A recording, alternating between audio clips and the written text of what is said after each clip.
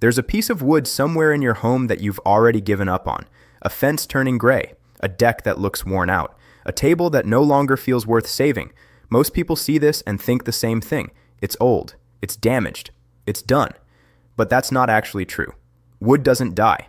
It doesn't lose its structure. What it loses is its balance. Sunlight, oxygen, and moisture slowly strip away its natural oils, leaving behind a thin, gray, oxidized layer on the surface.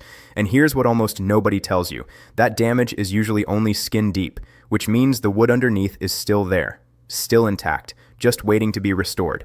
Now imagine wiping that surface once and watching the original color come back within seconds, not painted over, not sanded down, restored from within. And the liquid that does this? It costs about $5. No tools, no experience, no complicated process. But this isn't new. This method has existed for nearly a century, and somehow almost no one talks about it anymore. This method didn't disappear because it failed. It disappeared because it became unnecessary, for the system built around selling you something else. Nearly a century ago, this wasn't a hack. It was basic knowledge. Craftsmen understood that wood isn't something you cover, it's something you maintain. They use simple mixtures made from natural oils and solvents to restore, protect, and extend the life of wood for decades. No branding, no specialized products, no repeat purchases every season, and that's exactly the problem. Because once industrial coatings entered the market, everything changed. Now, wood care wasn't about understanding the material. It was about buying the right product, products that sit on the surface, products that wear off, products that need to be reapplied again and again.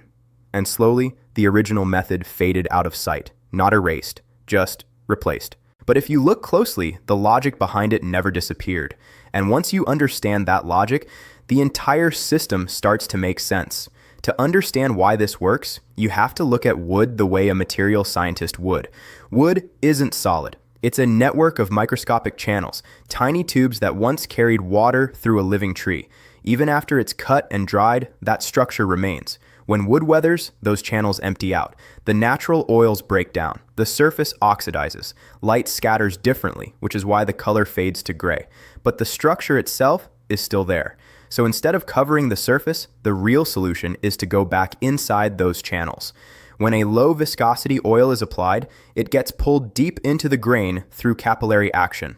Once inside, it reacts with oxygen and begins to polymerize, forming a flexible network that reinforces the wood from within. At the same time, a mild acid can dissolve the oxidized layer on the surface, exposing fresh fibers underneath, and a solvent? It simply makes the entire process faster and more effective. 3 roles, 1 system, and when they work together, the change is almost immediate.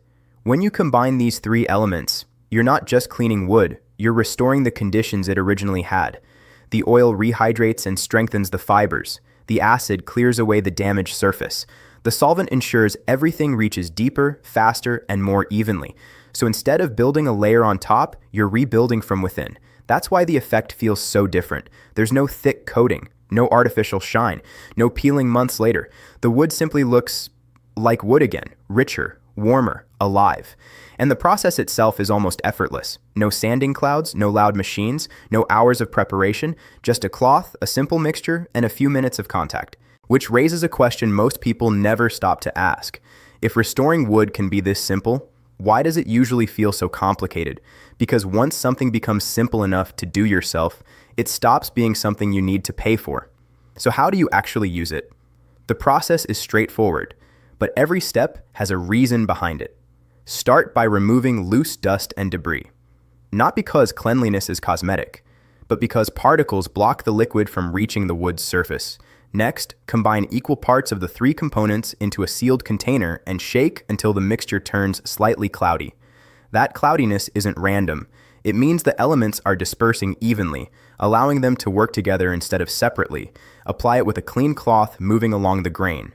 This isn't just technique. Wood fibers run in one direction, and following that path helps the liquid travel deeper through the structure. Let it sit briefly, then wipe away the excess. What remains isn't a coating. It's what the wood has already absorbed. After a day, repeat the process, because restoration isn't about one layer. It's about gradually rebuilding what time has taken away. Now compare that process to what most people are told to do. Call a contractor, schedule an inspection, pay for sanding, sealing, and finishing for a single deck that can easily run from hundreds to thousands of dollars. And it doesn't stop there. Because most surface coatings break down over time, the process repeats every few years. But here's the part that's rarely discussed. You're not paying for raw materials. You're paying for complexity. Complexity creates dependence. Dependence creates a market. When a solution feels technical, time-consuming, or out of reach, it becomes something you outsource. And once that happens, the price is no longer tied to the material.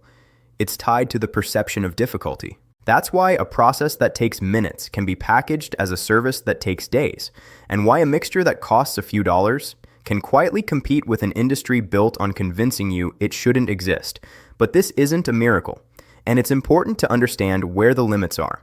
If the wood is structurally compromised, deeply rotted, or physically broken, no surface treatment can reverse that. This method works best when the damage is environmental, not structural. When the fibers are dry, oxidized, but still intact, there's also a safety detail that's often overlooked. Cloths soaked with drying oils can generate heat as they react with oxygen.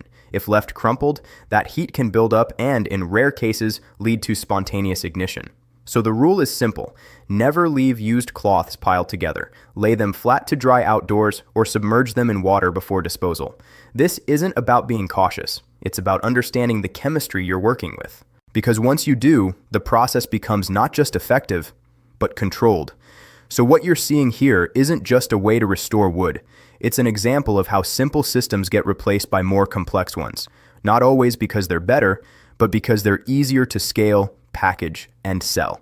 At some point, knowledge like this was normal. It lived in workshops, in notebooks, passed from one person to another. Then the system shifted. Materials became products. Processes became services. And understanding was replaced by instructions on a label. But the underlying principles never changed. Wood still behaves the same way. Chemistry still follows the same rules. And simple solutions still work. Once you see that, you start to notice the same pattern elsewhere. Problems that seem complicated often aren't. They've just been framed that way. And sometimes, the most effective solution isn't the newest one. It's the one that was always there, waiting to be understood again. So the next time you see a piece of wood that looks too far gone, remember this. You're not looking at something that's finished. You're looking at something that's been misunderstood. Because in most cases, the material is still there. The structure is still intact. Only the surface has changed.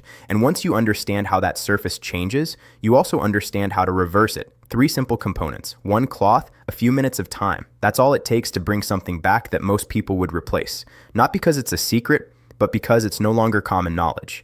If this changed the way you see something as simple as wood, share it with someone who might need it. Because every time knowledge like this gets passed on, it stops being hidden and starts becoming useful again. And once you start looking at materials this way, it doesn't stop with wood, because the same pattern shows up again and again. Simple solutions, built on basic chemistry or physics, quietly replaced by systems that feel more advanced, but often depend on you not asking how they actually work. Water filtration, food preservation, even how heat, light, and energy are used in everyday tools.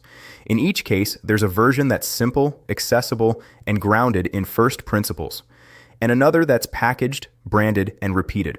The difference isn't always performance, it's visibility. So this wasn't just about restoring a piece of wood. It was about recognizing a pattern, a hidden system that shapes what you learn, what you trust, and what you think is possible. And once you see that pattern, you don't just fix materials differently. You start thinking differently, and that's where the next system begins.